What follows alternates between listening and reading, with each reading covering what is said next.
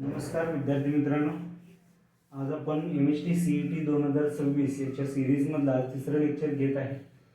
CET 2026 साठीची तयारी म्हणून MHT CET 2025 चे क्वेश्चन्स आपण घेतोय. आज टॉपिक निवडलेला आहे pair of straight lines. Questions मी बोर्डवरती लिहिलेले आहेत. तुम्ही फर्स्ट क्वेश्चन्स फक्त वाचा, व्हिडिओ पॉज करा आणि स्वतः ट्राय करा आणि त्याच्यानंतर मग चेक करा तुमचा आणि आपला आन्सर सेम आहे का.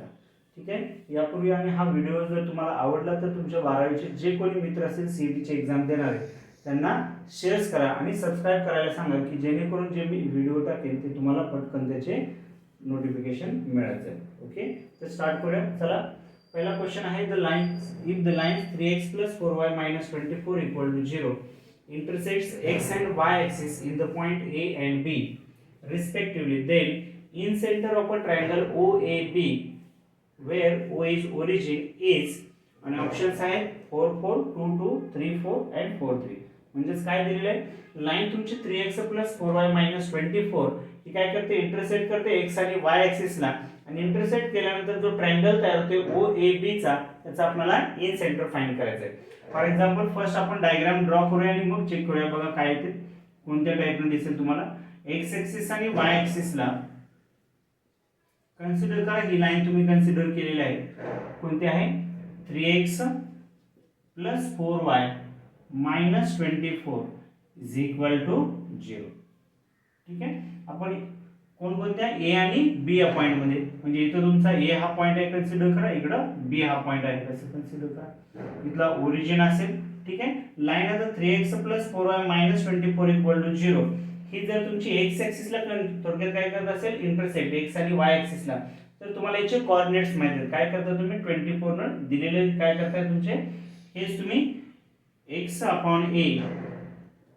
y/b = 1 या फॉर्म मध्ये लिहिता आणि a आणि b हे तुमचे काय असतात, इंटरसेक्टिंग पॉइंट. म्हणजे जशी ही लाईन तुम्ही लिहिली असेल इथे सरळ सरळ दिसते -24 RHS ला, म्हणजेच येणार आहे काय, 3x + 4y = 24 and dividing on both side by 24 काय येणार आहे बघा, 3x/24 + 4y/24 = 1 आणि सिंप्लिफाय केलं तर काय मिळेल बघा, x/8 + y/6 = म्हणजे 3 × 8 24 येते, 4 × 6 24 म्हणजेच आहे. म्हणजे हे तुमचे इंटरसेप्ट आहेत. x intercept is 8, y intercept is 6 आणि x intercept is 8, so it's y coordinate काय असणार आहे, 0 आणि x कोऑर्डिनेट 8, 0 हे कोऑर्डिनेट येतील. y इंटरसेप्ट 6 आहे, याचा अर्थ b चे कोऑर्डिनेट काय येणार बघा, x कोऑर्डिनेट 0 आणि y इंटरसेप्ट 6 आहे. ठीक आहे. We get the points intersecting point of line and x axis and y axis. आता हे पॉइंट्स मिळाल्यानंतर आपल्याला ट्रायंगल मिळालेला आहे OAB, तर याचा इन सेंटर फाइंड करायचं आहे. ठीक आहे. इन सेंटर काय असतो बघा, जर त्याच्या लेंथ्स, थोडक्यात ट्रायंगलच्या लेंथ जर तुमच्या ABC are sides of a triangle and x1 y1 x2 y2 and x3 y3 हे जर व्हर्टायसेस असतील of a triangle, then incentre कसा लिहिता बघा, incentre of a triangle is, consider करूया आपण पॉइंट्स h, k. हाच काय असतो बघा, h, k. म्हणजेच फॉर्म्युला येतो तुमचा ax1 + by1 + ax1 + bx2 + cx3. ठीक आहे. काय येते बघा, bx2 + cx3 divided by a + b + c. तसंच दुसरा असेल ay1 + by2 + cy3 divided by a + b + c. ठीक आहे. मग आपल्याला a b c या साइड्स आहेत, तर पहिले साइड्स माहित पाहिजे आहेत आपल्याला.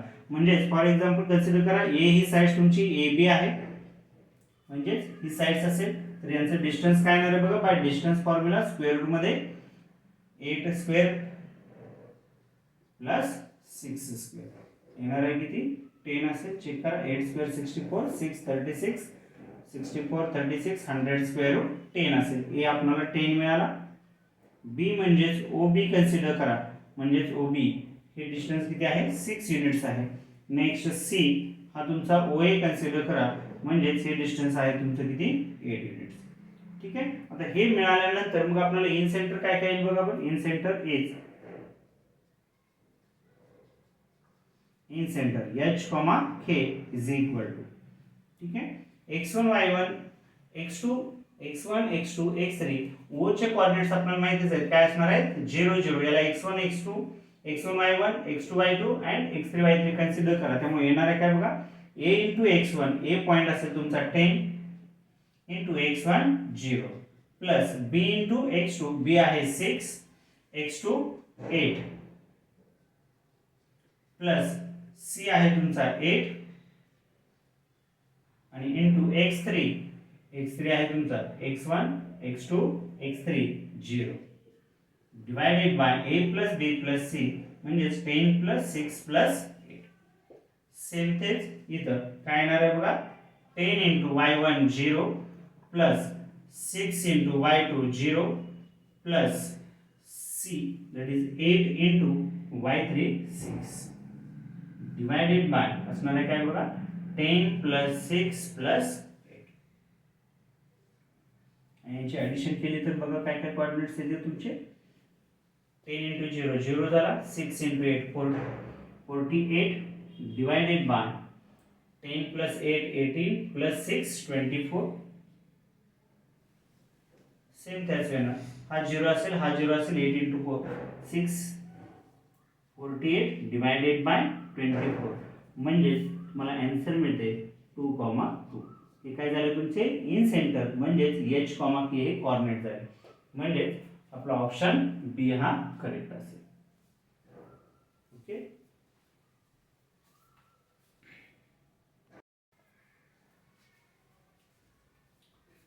पेअर ऑफ स्ट्रेट लाईन वरती पुढचा क्वेश्चन आहे एमसीक्यू आहे बघा.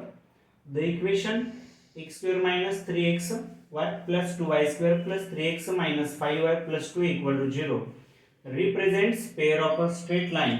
If theta is acute angle between them, then the value of cos theta is option दिलेले आहेत 1/3√2 3/√10 2/√10 and 1/5√2.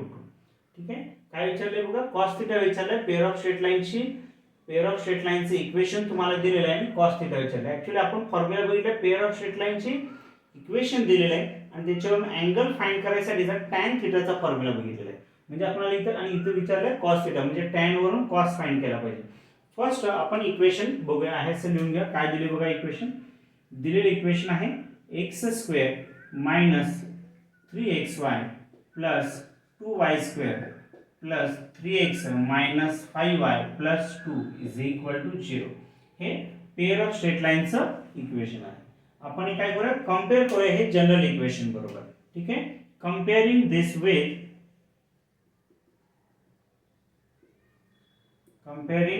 With general equation pair of straight लाईनचं काय घेतोय आपण फॉर्म्युला बघा x² + 2hxy + by² + 2gx + 2fy + c = 0. आणि दोन्ही कंपेअर केल्यानंतर आपल्याला व्हॅल्यूज काय मिळतील बघा a = 1 next b = 2 and 2h = -3 म्हणजे h मिळेल तुम्हाला -3/2. ठीक आहे. नेक्स्ट आणि याच्यावरून आपण थीटा जर ॲक्यूट अँगल असेल if theta is acute angle then formula काय असतो बघा tan थीटा = मॉड्युलस मध्ये 2 * square-root h² - ab divided by a + b. म्हणजे इथे काय बघा = 2 * square-root h². h आपल्याला किती -3/2 त्याचा स्क्वेअर केला की येणार आहे किती बघा 9/4 मायनस ab a तुमचा 1 आहे आणि b तुमचा 2 आहे डिवाइडेड बाय येणार आहे a + b म्हणजे किती आहे 1 + 2. ठीक आहे a1 b2. आणि जर सॉल्व केलं तर येथे काय बघा आपल्याला इथं 2 * 9/4 - 2 येतोय स्क्वेअर रूट मध्ये 9/4 मायनस 2 डिवायडेड बाय 3 आणि सॉल्व करून येते बघा square root of 2 into modulus of 2 into 9/4 4 into 2 8 9 minus 8 1 1/4 आणि त्याचं स्क्वेअर रूट असेल 1/2 डिवायडेड बाय 3 म्हणजेच तुम्हाला आन्सर काय मिळणार आहे बघा tan theta is equal to म्हणजे आन्सर मिळेल तुम्हाला tan theta is equal to 2 get cancel 1/3 modulus of 1/3 1/3 असेल. पण आपल्याला tan थीटा मिळालेला आहे. आपल्याला विचारलं काय क्वेश्चन आहे cos थीटा म्हणजे tan थीटा माहित असेल तर cos थीटा आपण फाइंड करू शकतो. त्याच्यासाठी ट्रिग्नोमेट्रिक रेशियोज आपण बघितलेला पार्ट आहे. tan थीटा म्हणजेच काय असते opposite side upon adjacent side. Opposite side consider करा हा अँगल तुमचा थीटा आहे तर याचा अपोजिट साइड तुमची 1 असेल आणि ऍडजसंट साइड किती असणार आहे 3 असेल. अपोजिट साइड 1 असेल ऍडजसंट साइड 3 असेल तर हायपोटेन्यूज किती येणार आहे बघा 3 स्क्वेअर प्लस 1 स्क्वेअर 9 प्लस 1 10 हा हायपोटेन्यूजचा स्क्वेअर असेल म्हणजे स्क्वेअर रूट मध्ये 10 हा तुमचा हायपोटेन्यूज असेल. आणि हा जर हायपोटेन्यूज असेल हा जर थीटा असेल तर cos थीटा काय मिळतोय बघा cos theta is equal to असतो adjacent side divided by hypotenuse म्हणजेच येणार आहे किती बघा 3/√10. ठीक आहे म्हणजेच आपल्याला आन्सर मिळाले cos theta equal to 3/√10. Check करा आन्सर बरोबर आहे का आणि कमेंट करा बरोबर असेल. ठीक आहे.